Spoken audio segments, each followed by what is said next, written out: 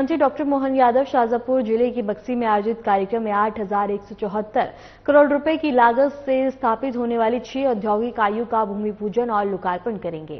कार्यक्रम की शुरुआत दोपहर 2 बजे दशहरा मैदान मैक्सी से होगी और मुख्यमंत्री डॉक्टर मोहन यादव ने कहा कि प्रदेश में औद्योगिक निवेश और रोजगार सृजन सरकार की सर्वोच्च प्राथमिकता है। उन्होंने बताया कि नए उद्योगों की स्थापना से प्रदेश की अर्थव्यवस्था को तेज और निर्णायक गति मिल रही है। मुख्यमंत्री ने इस दौरान 384 करोड़ रुपए की सड़क परियोजनाओं का भी शिलान्यास करेंगे। इसके साथ ही मुख्यमंत्री डॉक्टर मोहन यादव प्राकृतिक आपदा से प्रभावित किसानों को राहत राशि का वितरण भी करेंगे, जिससे किसानों को आर्थिक संबल मिलता हुआ नजर आएगा। और जनसभा को संबोधित भी करेंगे सीएम मोहन यादव। तमाम तैयारियां की जा रही हैं और भव्य कार्यक्रम का आयोजन होगा, जहां बता दें कि भारी तादाद में यहां जनसमूह लोगों का देखने को मिलेगा और इसके साथ ही करोड़ों की सौगात देंगे शाजापुर को। जहां बता दें कि सीएम के आगमन को लेकर तमाम व्यवस्था की जा रही है। प्रशासन अलर्ट मोड में है। तमाम तैयारियों को अंतिम रूप दिया जा रहा है और सोलर प्लांट का लोकार्पण भी करेंगे CM Mohan Yadav.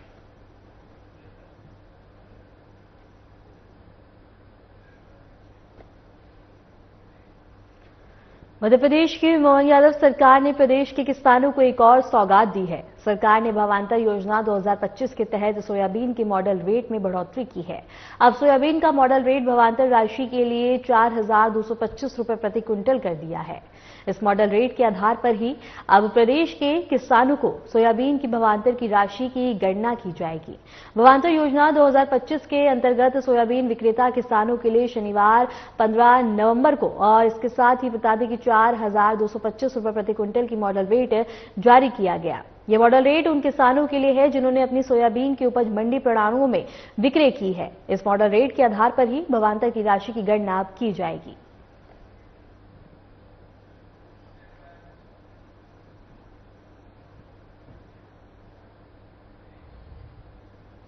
Cold syrup पीने से बच्चों की मौत के बाद मध्य प्रदेश की दवा निर्माण व्यवस्था पर गंभीर सवाल उठ रहे हैं। इस घटना के चलते प्रदेश की सभी 32 कप सिरप निर्माण कंपनियों की जांच शुरू कर दी गई है। अब तक 7 कंपनियों की जांच पूरी हो चुकी है, जिसमें से 5 पर उत्पादन रोकने की कार्रवाई की गई है और एक कंपनी ने अपनी अनुमति खुद ही सरेंडर कर दी है।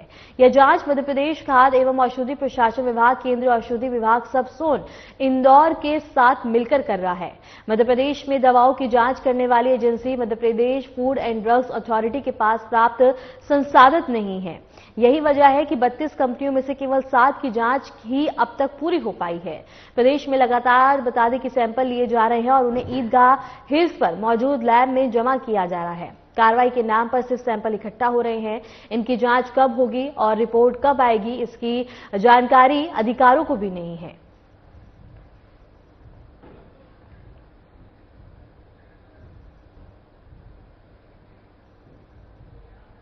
जबलपुर में सूर्य हाफ मैराथन का उत्साहपूर्ण आयोजन संपन्न हुआ। इस अवसर पर नई दिल्ली से वर्चुअली जुड़कर वरिष्ठ अतिथियों ने कार्यक्रम की गरिमा बढ़ाई। कार्यक्रम के दौरान मध्य प्रदेश एरिया के general office commanding lieutenant general Padam Singh Shekhawat से विशेष संवाद स्थापित किया गया। लेफ्टिनेंट जनरल शेखावत ने धावकों के जज्बे और फिट इंडिया के संदेश को आगे बढ़ाने के लिए आयोजनों की सराहना की और नई दिल्ली से जुड़े अतिथियों ने सेना की टीम और सभी प्रतिभागी धावकों को हार्दिक बधाई और शुभकामनाएं दी। सूर्य हाफ मैराथन अपने तीसरे संस्करण में भी बड़ी संख्या में युवाओं, एथलीटों और फिटनेस प्रेमियों के उत्साह केंद्र बनी रही है।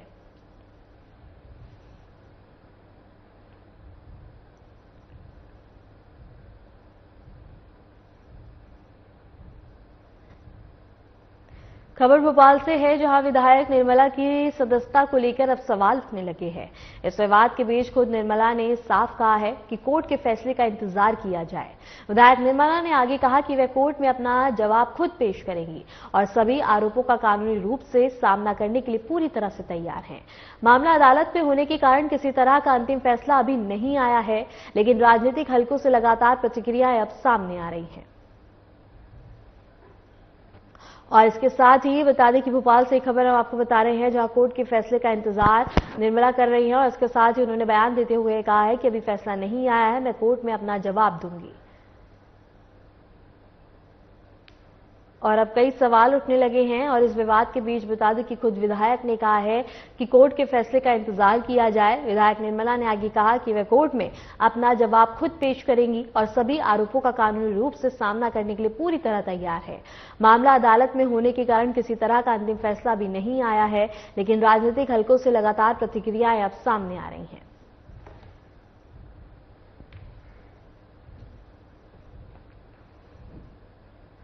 कोर्ट के फैसले का इंतजार किया जा रहा है। विधायक ने अपने बयान में साफ कहा है कि अभी फैसला आना बाकी है और इसके साथ ये बता दें कि लगातार राजनीतिक गलियारों में ये चर्चा काफी ज्यादा विषय बटोरता हुआ नजर आ रहा है और इसके साथ ही चर्चा देखने को मिल रही है, जहां बता दें कि खुद विधायक ने अब कहा है कि कोर्ट के फैसले का इंतजार और मैं अपना जवाब कोर्ट में ही पेश करूंगी।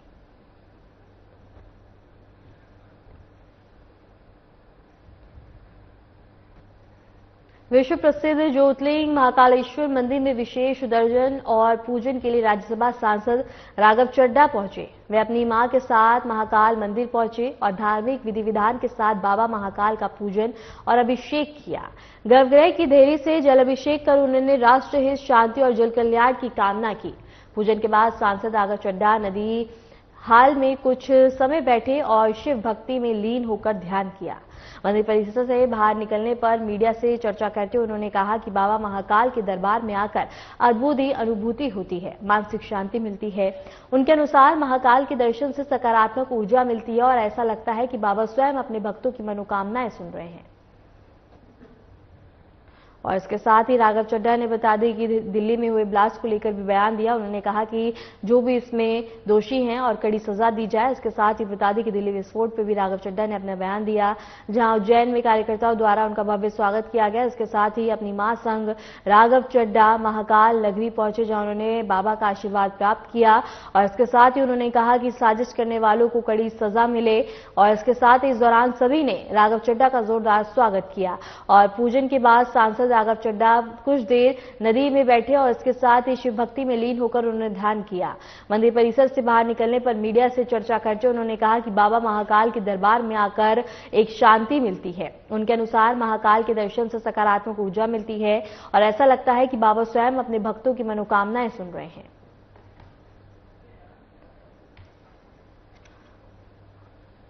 और उज्जैन से ये खबर हम आपको बता रहे हैं, जहां साजिश करने वालों को कड़ी सजा मिले, जहां राघव चड्ढा का भव्य स्वागत किया गया। और इसके साथ ही बता दें कि उज्जैन पहुंचे हैं राज्यसभा सांसद राघव चड्ढा।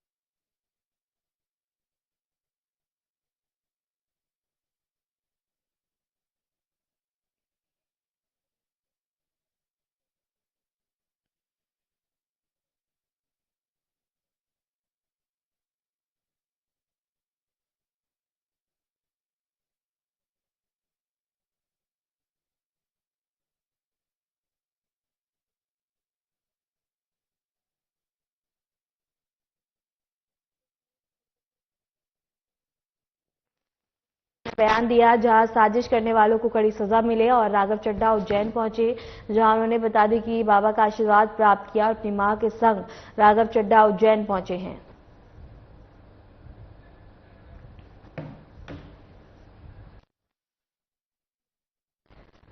खबर शेरपुर से है, जहां क्षेत्रीय सांसद श्री मंगल सिंह तोमर की अध्यक्षता में करहल के एकलव्य विद्यालय में बता दी कि धरती आबा भगवान बिरसा मुंडा की 150वीं जयंती के समापन वर्ष पर भव्य कार्यक्रम का आयोजन किया गया।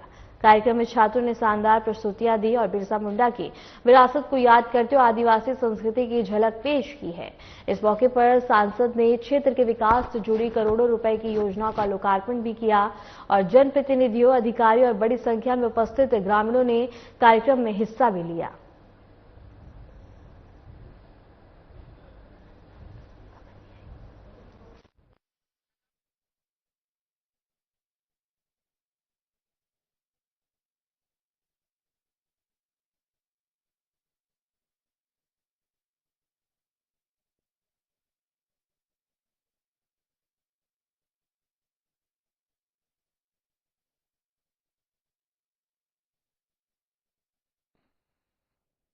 की खबर जयपुर से है, जहां क्षेत्रीय सांसद श्री मंगल सिंह तोमर की अध्यक्षता में एकलव्य और इसके साथ ही भव्य कार्यक्रम का आयोजन किया गया, जहां छात्रों ने शानदार प्रस्तुतियां पेश की हैं।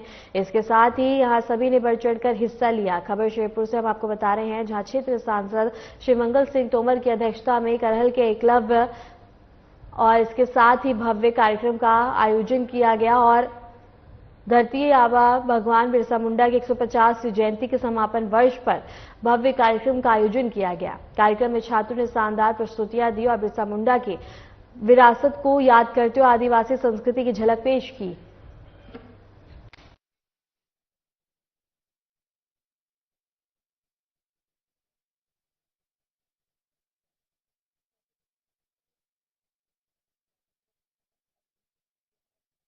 जहां सभी ने बढ़ चढ़कर हिस्सा लिया और इसके साथ ही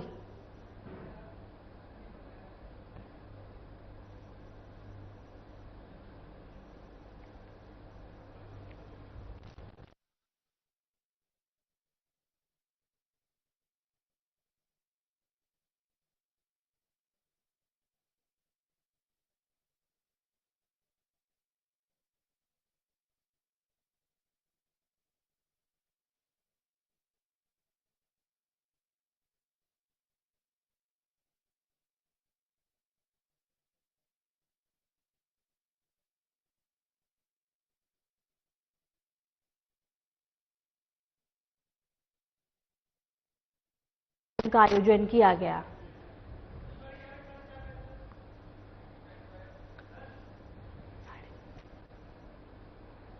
मध्य प्रदेश में इस बार नवंबर की शुरुआत से ही कड़ाके की ठंड पड़ रही है। भोपाल में तापमान 8 डिग्री सेल्सियस तक गिर गया है। पहली बार सीजन में 6.5 डिग्री तक पहुंचा है, जो राजगढ़ में रिकॉर्ड किया गया। इंदौर, ग्वालियर, जबलपुर और उज्जैन सहित अधिकांश शहरों में पारा सामान्य से काफी नीचे दर्ज किया गया। मौसम विभाग ने अगले 3 दिनों के लिए कई जिलों में शीतलहर का अलर्ट जारी किया गया है और उत्तराखंड, हिमाचल, जम्मू कश्मीर में हो रही बर्फबारी का सीधा असर मध्य प्रदेश पर दिख रहा है। उत्तरी हवाओं के लगातार बता दें कि सक्रिय रहने से रातें बेहद ही सर्द हो रही हैं। हालांकि दिन में धूप निकलने से थोड़ी राहत मिल जाती है। सीनियर मौसम वैज्ञानिक डॉक्टर दिव्या ई सुरेंद्र के अनुसार पिछले 24 घंटों में कई जिलों में शीतलहर और अति शीतलहर की स्थिति बनी है। अगले 3 दिन भी स्थिति ऐसी ही रहने की संभावना है। इसके बाद हल्की राहत मिल सकती है और इसके साथ ही मध्य प्रदेश में बता दें कि मौसम और कड़ाके की ठंड पड़ती हुई नजर आ रही है। 3 दिन तक मौसम यूं ही रहने की संभावना है और लोग बता दें कि अलाव का सहारा लेते हुए नजर आ रहे हैं।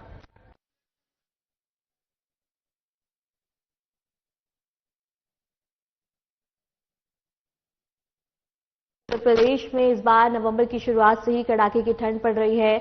भोपाल में तापमान 8 डिग्री सेल्सियस तक गिर गया है। पहली बार बता दें कि और जो राजगढ़ में रिकॉर्ड किया गया है। इंदौर, ग्वालियर, जबलपुर और उज्जैन सहित अधिकांश शहरों में पारा सामान्य से काफी नीचे दर्ज किया गया है।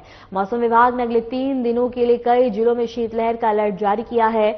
उत्तराखंड, हिमाचल और जम्मू कश्मीर में हो रही बर्फबारी का सीधा असर मध्य प्रदेश पे दिख रहा है। उत्तरी हवाओं के लगातार सक्रिय रहने से रातें बेहद ही सर्द हो रही हैं। हालांकि दिन में धूप निकलने से थोड़ी राहत मिल जाती है। सीनियर मौसम वैज्ञानिक डॉक्टर के अनुसार पिछले 24 घंटों में कई जिलों में शीतलहर और अति शीतलहर की स्थिति बनी है और अगले 3 दिन भी स्थिति ऐसी ही रहने की संभावना है। इसके बाद हल्की राहत मिल सकती है।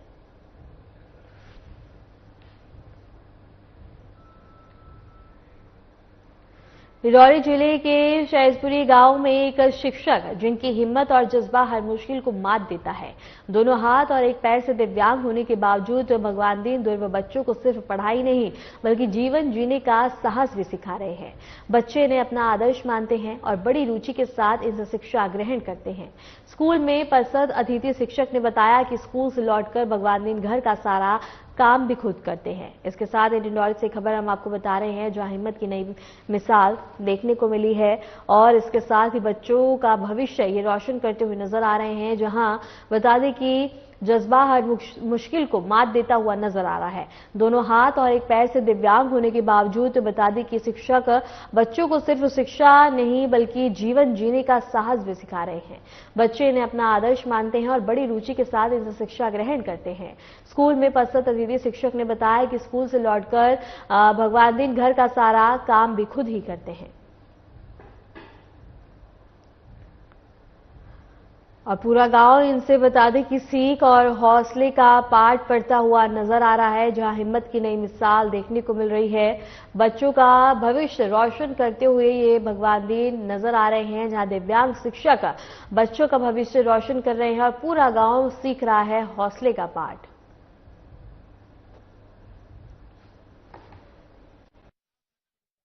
श्री भगवान ध्रुवे जी प्राथमिक शाला सहजपुरी में एज ए गेस्ट टीचर वर्ग 3 में कार्यरत हैं और जैसा कि वहाँ पर वो बच्चों को बहुत अच्छी शिक्षा दे रहे हैं और दिव्यांग होते हुए भी और बच्चों को बहुत अच्छे से पढ़ा रहे हैं और इससे सभी जितने भी टीचर कार्यरत हैं सबको उससे सीख लेनी चाहिए और ऐसे व्यक्तियों को जरूर हम लोग आगे जो भी 26 जनवरी या 15 अगस्त रहें सम्मान करने का काम उनका करेंगे।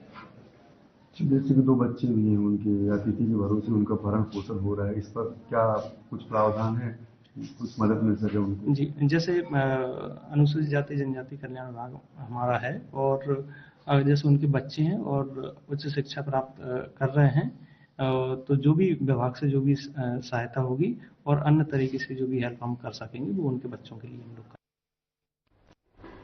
मध्य प्रदेश के बैतूल जिले में आदिवासी होनहार खिलाड़ियों की अनदेखी का मामला सामने आया। जिले में खेल विभाग और अधिकारियों की नाराजगी के कारण युवा प्रतिभागियों को सही सम्मान और अवसर नहीं मिल पा रहा है। हाल ही में 15 नवंबर को आयोजित जनजातीय गौरव दिवस कार्यक्रम में नेशनल फुटबॉल प्लेयर और इसके साथ ही सरस्वती भवाली का सम्मान नहीं किया गया। सरस्वती ने असम में आयोजित टूर्नामेंट में राज्य का प्रतिनिधित्व किया था। बावजूद इसके जिला खेल विभाग की ओर से कोई सम्मान नहीं मिला। खिलाड़ियों का कहना है कि खेल विभाग की इस उदासीनता से उनके हौसले और करियर पर नकारात्मक असर पड़ रहा है। खिलाड़ियों की अनदेखी की गई है, जहां बता दें कि विभाग में अब काफी ज्यादा उदासीनता देखने को मिल रही है। मध्य प्रदेश के बैतूल जिले में आदिवासी होनहार खिलाड़ी की अनदेखी का मामला सामने आया। जिले में खेल विभाग और अधिकारियों की उदासीनता के कारण युवा प्रतिभाओं को सही सम्मान और अवसर नहीं मिल पा रहे हैं। हाल ही में 15 नवंबर को आयोजित जनजातीय गौरव दिवस कार्यक्रम में नेशनल फुटबॉल प्लेयर सरस्वती का सम्मान नहीं किया गया। सरस्वती ने असम में आयोजित टूर्नामेंट में राज्य का प्रतिनिधित्व किया था। बावजूद इसके जिला खेल विभाग की ओर से कोई भी सम्मान नहीं मिला है। खिलाड़ियों का कहना है कि खेल विभाग की इस उदासीनता से उनके हौसले और करियर पर नकारात्मक असर पड़ रहा है।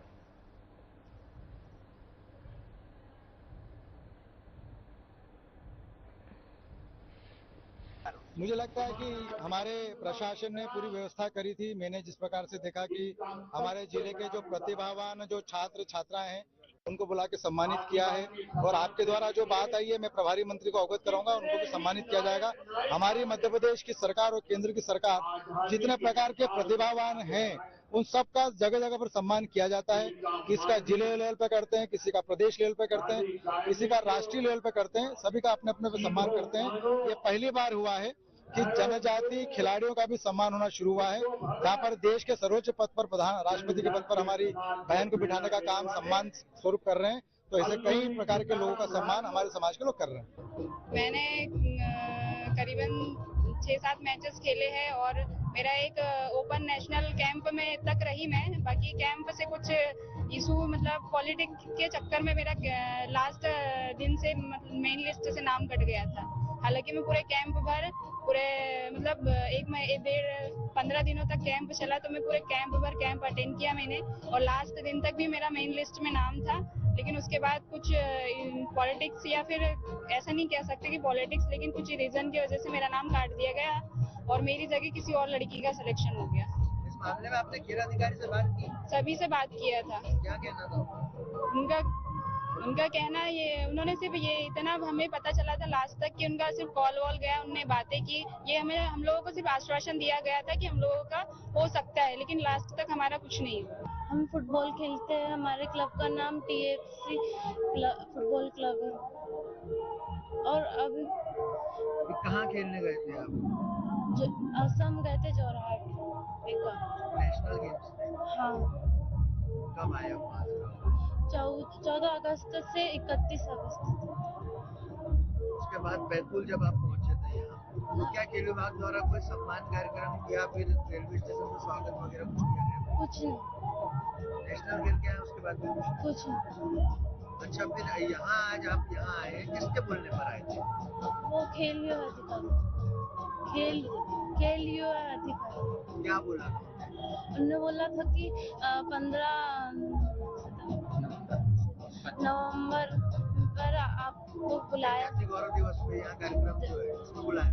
हाँ, क्या बोल के बुलाया? कि आपका सम्मान कराएंगे। फिर कल 9:30 बजे फोन आया कि हाँ, कि नहीं है। नीमच की गवाल टोली स्थित यादव मंडी में मामूली विवाद हिंसक झड़प में बदल गया। हमले में एक युवक गंभीर रूप से घायल हुआ है और कई मकानों तथा वाहनों को बुरी तरह से नुकसान पहुंचा। इस हिंसक हमले में घरों की खिड़कियां, दरवाजे और घरेलू सामान बुरी तरह से तोड़फोड़ किया गया। वहीं मोहल्ले के बाहर खड़े वाहनों को भी क्षतिग्रस्त किया गया। हमले के दौरान हिम्मत यादव पर जानलेवा हमला किया गया और उसे गंभीर चोटें आई हैं। स्थानीय लोगों ने तुरंत उसे जिला अस्पताल में भर्ती कराया और घटना की जानकारी मिलते ही यादव मंडी के लोग थाने पहुंचकर आरोपियों पर कड़ी कार्रवाई की मांग की। पुलिस ने स्थिति को नियंत्रण में किया और मामले की गंभीरता को देखते हुए जांच शुरू कर दी है। अधिकारियों का कहना है कि हमले में शामिल युवकों की पहचान कर आगे की कानूनी कार्रवाई की जाएगी। और नीमच में बता दें कि नीमच मंडी में काफी ज्यादा हंगामा देखने को मिला। देखते ही देखते हंगामे में झड़प होने लगी और इस दौरान हिंसक रूप इस पूरे मामले ने ले लिया, जहां गंभीर रूप से घायल एक युवक हुआ है और कई मकानों तथा वाहनों को बुरी तरह से नुकसान पहुंचाया गया। इस हिंसक हमले में घरों, खिड़कियां, दरवाजों और घरेलू सामान बुरी तरह से उनके साथ तोड़फोड़ और वहीं मोहल्ले के बाहर खड़े वाहनों को भी नुकसान पहुंचाया गया। हमले के दौरान बता दें कि हिम्मत यादव पर जानलेवा हमला किया गया और उसे गंभीर चोटें आई हैं। स्थानीय लोगों ने तुरंत उसे जिला अस्पताल में भर्ती कराया है और घटना की जानकारी मिलते ही यादव मंडी के लोग थाने पहुंचे और आरोपियों पर कड़ी कार्रवाई की मांग की। पुलिस ने स्थिति को नियंत्रण में किया और मामले की गंभीरता को देखते हुए जांच शुरू कर दी है। अधिकारियों का कहना है कि हमले में शामिल युवकों को पहचान कर आगे की कार्रवाई की जा रही है। इसके साथ ही बता दें कि ये वीडियो सोशल मीडिया पे काफी ज्यादा वायरल हो गया है, जहां समाज के लोगों ने युवक को पीटा है और लाठी डंडों से हमला किया गया। बात कुछ नहीं बताओ, हमारा छोटा वाला भाई है, काका जी लड़का, वो रात को बंगाली कॉलोनी में दुर्गा माता मंदिर के उधर पास में कहीं बाथरूम करने गया तो उसको ये 10-15-20 लोग थे, ये आए, उसको बोले चलाओ एक तरफ से बात करनी है। बोले क्या बात करनी, ये बात कर ले। तो बोले नहीं उधर बात करनी। तो उसको जाकर ने 15-20 लोग होते और बाकी वेन में थे, 10-20 लोग शराब पी रही थी। उन्होंने अनसेंट उसको मारा पीटी करने लगे, अनसेंट मारा, लात घूसों से लट से मारा, उसको सर में फाड़ दिया उसका। उसके 10 से 15 टाँके आए जो वहाँ पे रात को लाके FIR करवाई थी। उसके बाद में फिर सुबह वापिस ये लोग आए, सुबह हमारे घर पे आए। घर पे छोटे वाले भाई को दादागिरी कर रहा है, अनशन गाली गलौज कर रहा है। तो वो लड़के कहाँ, उनको बाहर बुलाओ, उनको मारेंगे, मार के फेंक देंगे, हमारे पास बहुत पैसा है, हम तो खेत बेच देंगे 1 आध बीघा, कोई फर्क नहीं पड़ता हमारे को। तो उसके बाद बोले हम आ रहे हैं, फिर आएंगे, दिन में आएंगे। फिर आज दोपहर में हम तो सब साइड पे चले गए, सब काम में चले गए थे। महिला अकेली थी घर में, पूरी कम से कम 70 से 80 लोग आएंगे। घर में सबके पास हथियार थे, जबकि इनको 1 आध देसी कट्टा भी देखा गया इनके पास। ये सब लोग थे, धांधू मच गए, पूरे तोड़ा फोड़ी कर गए, गाड़ियां तोड़ गए, घर के शीशे तोड़ गए, महिलाओं को बाहर निकाल गए, लात घूसो तो मार रहे। ये अनसेंट काम करा उन्होंने करके, कुछ ने चपटी करी। कितने घरों में तोड़फोड़ करी? पूरे कम से कम 20 से 25 लोग घर हैं ऐसे, करीब। बाइक तो 4-5 बाइक है, एक कार है, साइकिल, कार सब है। कम से कम 25 सभी पूरे मोहल्ले में मारा पीटी करी। महिला अकेली थी, महिला को मारा पीटी, बच्चे छोटे बच्चे उसे दूध पिला रही महिला, उनमें चांटे मार के चले गए वो। फिलहाल के लिए मध्य प्रदेश की खबरों में इतना ही। नमस्कार।